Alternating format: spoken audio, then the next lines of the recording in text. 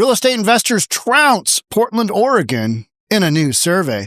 Portland is nearly dead last. Out of 81 major cities, Portland ranks 80th as far as desirability to invest in real estate in its market. What's causing all this? I think you know. Let's get into it. Here we go. Let's check out a clip from PDX Real. If you want to see some real boots on the ground kind of analysis of Portland, Oregon, give PDX Real a look. Here we go. From the Portland Metro Chamber via KATU. I don't know how anyone can look at these numbers and still push $4 billion in new gas, payroll, and registration taxes. What kind of leadership ignores reality this hard? A recent report from Governor Tina Kotek's Central City Task Force found Portland had the second highest marginal tax rate in the country, behind only New York City. The group pushed policymakers to make the system more straightforward and ease the burden. The governor has echoed those calls. We've seen a lack of revenue coming into the city. Andrew Hone served on that task force and is the president and CEO of the Portland Metro Chamber. Well, I think there's huge positive implications for when you start to lower the burden of doing business here. We need to improve our attractiveness for investment. And the reality is, according to the Urban Land Institute, ULI, tracks real estate attractiveness across every peer region in the country. We are 80 out of 81. So we are almost dead last, with only Hartford, Connecticut being less attractive for investment. The most recent fiscal year was up to $196 million, but still underperformed the city's forecast. That, combined with cratering property values downtown due to office vacancies, have created a pinch on city coffers.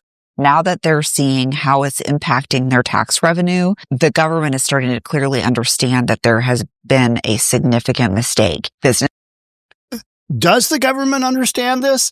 That's where I'm kind of like, you got a bunch of real progressives in state of Oregon, from the governor down to the mayor, down to the city council. You got a bunch of people with progressive ideology, and they are not recognizing exactly why they're in the position that they are. They're like, well, we're going to do this and we're going to do, that's not really going to solve your issues. You need a complete reboot of your system. And that ain't going to happen with progressive leadership like you've got in Portland, Oregon. This is part of an overall healthy economy. Workers across all income stratuses are part of a healthy economy. And when one thing gets out of balance, the whole system gets out of balance. Oregon lawmakers, there's no reason to wonder why people and businesses are leaving. You need to hear this very clearly. You cannot tax, regulate, and strong-arm a struggling state into prosperity. Not when we rank 80 out of 81 for investment. Not when half our offices are empty. Not when revenue is already falling. It's time to course correct, or more Oregonians will choose somewhere else to live. It's time to course correct. What does that look like, though? Like, what does that look like? What does course correcting, if you're Portland, Oregon, look like? You need different leadership. Let's be honest. You don't have these problems in conservative Republican-run cities to this magnitude. Do we have issues in other cities that are run by Republicans as far as the whole work from home? Yeah, of course. Yeah, those same situations apply. But then you don't have a bunch of homeless lunatics whacked out of their mind on a bunch of, crazy drugs, chasing each other with swords and knives throughout the streets. You don't have that in conservative Republican-run cities. That is a massive, massive difference. Nor do you have the other huge, and much more important, you don't have taxation on businesses. But you've had so many people and businesses leave the progressive cities that they're going to have to overtax whomever is left, the businesses that are left, in order to make up for the difference in revenue. Because what we're seeing is revenues are increasing, but expenses are increasing even further, even greater. Let's get into this article. Real estate investors trounce Portland. Real estate investors and other industry professionals still prefer nearly any other city to Portland, Oregon, as efforts to reverse their negative perceptions fall flat. And we're gonna look into some of the efforts have been. Portland ranked 80th out of 81 markets for the second year running for overall real estate prospects across property types. Only Hartford, Connecticut ranked behind Portland. Hartford has even greater taxation. It's got more of a conservative approach to lending, meaning lending is really constricted. So any kind of rebuilding or regentrification is basically just going to fall flat. And that's why you've got a situation that Hartford is even worse than Portland. But I think Portland takes the cake overall. Portland's just got so many wackadoodles running around. I mean, every single day, there's just some absolute, you're like, what is happening? For example, and I should have, it's on my Instagram story. I know you don't care, but, Kevin Dahlgren down in Portland is taking a video of a homeless lady who's obviously in a wheelchair, but she's out of the wheelchair and she's sleeping underneath the front end of a car, like underneath her head and shoulders are underneath the front end of a bumper in a car, of a car parked on a street in Portland. Now, the rear end of the car, the rear bumper is butted up, super close to the car behind it, as you do in urban parking situations. Oftentimes you don't have a ton of room, right? So you figure, well, I'm going to be able to pull out forward. Well, not when doing so means you're going to pull over the body of a homeless person whacked out of their mind on drugs that's in a wheelchair. That's normal, right? And guess what? Whomever went to get in that car, they may not want to wake up the sleeping homeless person, because sometimes that is like waking the dragon, right? You're like, because they're a little bit unpredictable. You wake them out of a drunk stupor, they may be like, what's going on? They think somebody's attacking them and they're going to come for you. Hey, I just wanted to move my car. You don't have that type of situation in Republican-run streets. You don't have that. You don't have that. So this whole progressive ideology that just let people do all the drugs they want and it's going to be, great. That's just not working. And this is the end result, is that nobody wants to build there. Nobody wants to invest there. Nope, thanks, pass, hard pass. Portland ranked 80th out of 81st. Hartford, Connecticut. It's according to a survey. Survey asks industry insiders to rate cities for development and investment prospects in 2026. To compile its emerging trends report, 𝗪𝗪𝗪 surveyed more than 1,200 property investors, developers, lenders, consultants, bankers, advisors, and consultants. Horrible. Look at this. Portland started off way up here. Now it's way down here in attractiveness to national real estate leaders. Just absolutely, 2 years running. They're 80th out of 81st. Fantastic work, progressives. You guys have really put in the midnight effort here, really driven Portland into the ground. Nice work. Nice work. Now, what are you going to do to bring it out? You're going to look around. You're going to go, we need more housing. Yeah, right. You're doing nothing to make Portland more attractive. And I'll give you some examples. Here it is. Governor Tina Kotex and Mayor Keith Wilson have sought to court real estate investors as the city faces a protracted housing construction slump that threatens the officials' affordability goals. Let's get to it here. Here it is.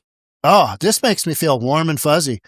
Oregon governor and Portland mayor, who are responsible for a lot of this absolute nonsense because their predecessors, other progressives, have given us this inroads to being 80th out of 81st. They will personally, they're not sending that low end person. They're not sending that lackey down to court the investors. They're because they personally have driven Oregon and Portland, respectively, into the ground. Now, the Portland mayor, I would say, not as much, but he hasn't helped. He hasn't helped. His predecessor didn't help by, having the group hug with the Antifa during the, Summer of Love, riots in Portland. Because investors and people who build big buildings, they look at that kind of thing and go, Portland, Oregon is just absolutely out of control. We're not building anything big there. Why would we? No, we won't. So Oregon Governor, Portland Mayor will personally court housing investors amid construction slump. I mean, what? You're sending those who created the problem to try and explain how they're going to uncreate the problem? All right, I gotcha. I mean, it's wonky. It's absolutely wonky. And we've covered this. We've covered most all the stuff that you see that I use as examples. You can probably find a podcast on it on this channel. So, and I've done, I don't know how many podcasts I've done. I think I'm looking at 4,000 podcasts, something like that. It's between 3,000 and 4,000. It's way over 3,000 podcasts. We're at 4. When you record 3 a day, Monday through Friday, they tend to add up. I release 12 a week. That's 48 a month. I release 48 podcasts a month. And what that does for me is after you tell these stories time and time again, kind of get a real, hold of what's going on. And so when I tell you the Oregon governor and the Portland mayor will personally court, I mean, it's laughable. It's laughable at best. In September, real estate investors and developers met with the mayor and governor at 𝗣𝗥𝗘𝗠𝗜𝗨𝗠 headquarters downtown to discuss how to reignite local apartment construction. In the meeting, they told the politicians that growing jobs and incomes are 2 keys to drawing investors back to Portland. You've driven them out with high taxes. You have created a situation where so many companies have left that you don't have the tax base to support what you need to do anymore. And your expenses, because you're spending money on stupid, ridiculous things like the environment and criminal illegals. Look at all the money you're spending on ICE, just down at that ICE facility that you don't need to. Because if you allowed Portland police to actually do their job, they could take care of this in a heartbeat, right? And then you wouldn't have all this negative attention. Instead, you sit around and have a circle jerk moment saying everything's great. You have the governor out there walking around with her girlfriend or wife or whatever saying, the city's not on fire. Well, it is, just in a different way. And, this article, 80th out of 81st, that's on fire in the worst way possible, because the ability to bring in new businesses, ability to recruit new people to want to come work in Portland has been driven into the ground like none other than Hartford, Connecticut. Yeah, so tasty, so tasty. In the Portlandia days of the 2010s, the city rocketed in popularity among U.S. real estate markets as construction boomed, according to the U.S. data. It was also more affordable back then, but you've created a situation where you've really constricted that supply of housing. And so now you've got really expensive housing, and your taxes and everything else, you've just driven through the roof. Like a lot of other progressive cities, they are feeling the wrath of their own failed ideology. But it plunged in the rankings after nationally televised 2020 protests that occasionally turned into riots. Occasionally, they almost always turned into riots. And even if they weren't riots, they were extremely violent and, telling ICE to go kill themselves, telling cops to go kill themselves. That's just not an environment that investors want to deal with. They're like, nah, we got 80 other cities to work with. We're going to go with any one of those except Hartford beyond Portland, right? That's literally what they're doing. And after the COVID-19 pandemic led to an exodus of office workers from downtown buildings. Yeah, but that happened in almost all cities, right? Almost all cities, because of that whole, just absolute knee-jerk reaction to the pandemic, which ended up being kind of like the flu. And I'd send everybody home. We're all going to work remotely forever. And then that didn't really pan out. But then the cities that have the worst policy don't have people coming back in. Seattle, San Francisco, Portland. And you've got street conditions in those areas as well that create the situation where why would businesses want to come back?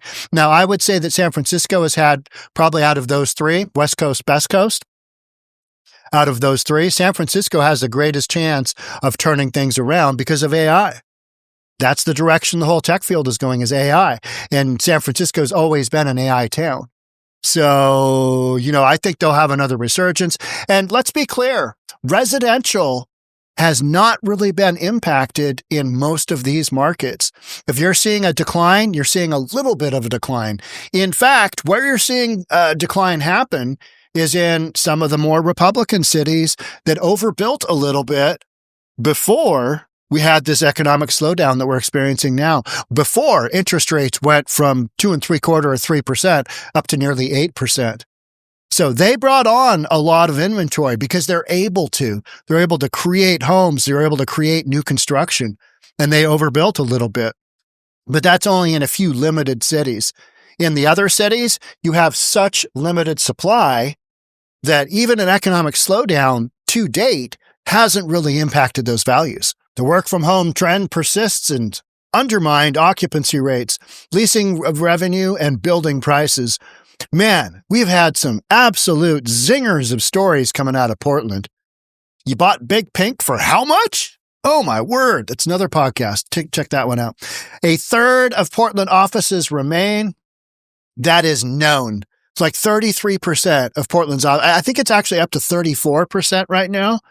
But guess what? In reality, it's more like over 50% because there's so many companies that have physically left the building, but they're still paying rent. A third of Portland's offices remain empty, according to CBRE, real estate company, and brokers say filling those spaces with tenants will take years. And if you've got a really high tax environment and you've got overregulation, which all progressive cities have, then you're hosed. You're hosed. You took out that gun, you shot yourself in the foot, and now you're literally limping down the sidewalk going, God, that hurt. Man, I am bleeding out here. This sucks. Oh, I wonder what happened. I don't know what happened. What happened here? Why am I bleeding? And all you got to look at your own policy. Business leaders, meanwhile, have also complained that Multnomah County's taxes are some of the highest in the country. Local economist Mike Wilkerson said he had expected Portland to rise in at least into the mid-70s. That's the most influential indicator at this time. Wilkinson regularly fields questions from elected officials and their staff on how to change the national narrative around Portland. Problem, however, is that with Portland stubbornly stuck at the bottom, he said, it becomes a self-reinforcing challenge. You know what, people in Portland? Keep voting blue. Just keep voting blue, because I'm sure it'll work out for you at some point, right? Right? No. But you're not going to vote for a Republican. You're not going to vote for a conservative who can actually implement some processes that might help you get on the right track. You're not going to do that because, oh, you're so woke. You're so virtue signaling. Oh, the environment. Well, you're paying for it now. You're paying for it now. And at some point, all the taxes that aren't coming in from the downtown core, those are going to get lobbed onto the constituents in the form of home taxes, taxes on personal residences. Because who else are you going to tax? You already drove out the businesses. Who else are you going to tax? The rich? Okay, good luck with that one. What do they do? Boop, out of here. Out of here. Still, I love this, though. Is this the Oregonian? Oregon Live. All right, I love this. So anytime you see a San Francisco, Washington State, Seattle Times is the absolute worst newspaper out there from the standpoint of it is so biased. It is more biased than the New York Times, by far. I'd look at the headlines every day and I just go, It's terrible. Here's the end of this article. Still, there are signs of life as real estate investors, including out-of-state buyers, have purchased downtown Portland skyscrapers. Yeah. And it goes on to say, I'll bet at a significant discount. That's called a fire sale for a city in distress. That's a massive, massive fire sale. And what will happen there? Less tax revenue, less excise tax, less everything, right? You got to make up with that somehow. So, Governor 𝗪𝗏𝗧𝗛𝗏 signs controversial transportation funding plan as deadline approaches. So here's your libtard that has basically, gotten things to where they are now, and then you're gonna do a bunch of taxes. You're gonna tax your constituents because you have to. And you're going to play some hokey pokey with the transportation funding. You're just going to see this time and time and time again out of these progressive cities because they got to fund their budget somehow. And every single one of them has a massive budget shortfall. Republican cities do too, just not nearly as bad in most cases. And they don't have the absolute massive fallout from the downtown cores as the more progressive cities do. They still have fallout because, hey man, we're going to work from home forever. Didn't really end up panning out. And now you've got leadership saying, we need all your office workers back in the office because, geez, we need to get some activity going in here in the downtown core. We need to get those little businesses going. We need to get that dude back in here with the single shop who was shining shoes. We need to get that deli back in here. We need to get that mini mart back in here. We need to get that little whatever it is. All those little stores? I love those little stores. I think they're great. They're local. And in Portland, when I was in Portland last month, I saw one it was a Slee Stack store. A Slee Stack store. Greatest thing ever. It was almost 1:00 in the morning where I was there. I was going to a mini mart. Long story. After covering the protests at the ice building. But there's a Slee Stack store from Land of the Lost. Where else are you going to see that than Portland, Oregon? Was it even open in general? I know in the middle of the night it's not going to be. But I don't know. But I mean, that is some fantastic stuff. I'm a huge Land of the Lost fan. Oregon's new normal, declining public school enrollment. The story just keeps it going, right? Keeps it going. So what I find entertaining is the, officials in these cities that have these massive budget deficits and no ability without raising taxes to cover up the difference, and they don't really know what to do because all they can do, the only tools they have in their toolbox are to increase taxes. Democrats aren't capable of cutting costs. It's just, tax and spend, tax and spend, tax and spend. That's what they do. So when you talk about cutting programs, not happening. Not a happening. So, when you hear them talk about, how are you going to make up the difference? What do they always go to? What is their go-to? We need the rich. We need the big businesses to pay their fair share. They already are, you dumb numbnuts. They seriously are. They're already doing that. You want to tax them more? What happens then? Tax Amazon in Seattle. Campaign. Kshama Sawant. Socialist. What happened to Amazon? Moving all their employees to Bellevue, right here where I am. Literally, a couple of miles that direction. True story. I mean, just it's reality. So when reality comes knocking for these progressives, it's entertaining, and I will podcast as many of those as I can because it's ongoing, and this isn't getting any better. I think California has a 17, 18, 13 billion, I don't know what it was, $1 billion deficit coming up. What are they going to do? Whose taxes are they going to raise?